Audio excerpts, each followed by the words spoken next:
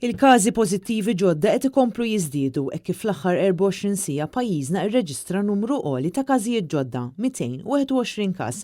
L-ikbar numru rreġistrat f'ġurnata waħda biss sa minn nofs Lulju li għadda. Dan iwassal biex il-każi attivi issa telgħu għal 1600. Fil-fatt fit-93 ġimgħa mill-bidu ta' din il-pandemija pajjiżna rreġistra total ta' 923 każ ġdid pożittiv. Il-numru ta' persuni li fiqu mill-virus kien dak ta' 153, fil-waqt li s-sitwazzjoni fl-isptar għadha waħda stabbli. Bħalissa hemm 20 persuni qed tirċievi l-kura għal dan il-virus bi 3 minnhom jinsabu fit-taqsima tal-kura intensiva. B'xorti tajba fl-aħħar sigħat ma kienet irrappurtata ebda mewta kawża tal-COVID-19. Sissa nataw 165,403 dożi tal-booster.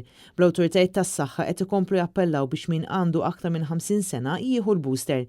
Mingħajr it-tnejn dawk li għandhom il fuq minn 35 sena se jkunu jistgħu jibdew jirċievu il-booster kontra dan il-virus. Bħalissa jidher li r-rata ta' trasmissjoni tal-COVID-19 f'pajjiżna tinsab fil-livell ta' 1.5. Dan ikkonfermah it-tabib Frank Portelli f'kollegament illi jagħmel waqt il-programm NetLife meta kien qed jitkellem dwar il-pandemija f'pajjiżna u kif dawn l-aħħar jiem irreġistrajna medja ta' 100 każ kuljum.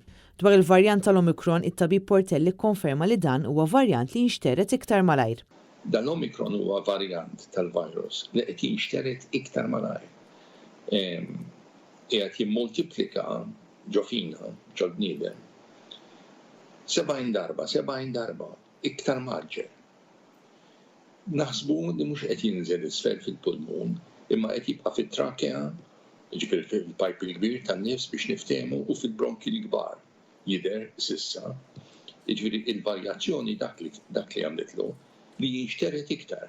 Huwa qal il-fatt li l-Omicron jinxteret iktar malajr jista' jwassal biex dan ikun pis fuq is-sistema tas-saħħa hekk kif jistgħu jiżdiedu il-pazjenti li jidħlu l-isptar għall-kura. Frank Portelli qal li f'dan l-istadju huwa importanti ferm illi wieħed jieħu l-booster hekk kif din it-tielet doża terġa' tolli l-effettività tat-tilqima għal kontra l-COVID.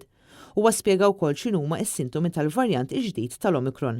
In-nies li qed jirrapportaw minn pajjiżi oħrajn għax hawn Malta m'għandniex, l-ewwel ħaġa jħossu għajja kbira.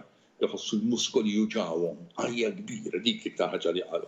Jħossu ġismihom xotti, iċi, joħokkuhom, jitluhom.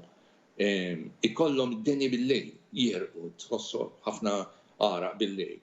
Jiġifieri dik, jista' jkollok diarrea. U ġeħ ta' rasijiet kbar. Marja Frankalanza, għan Net News.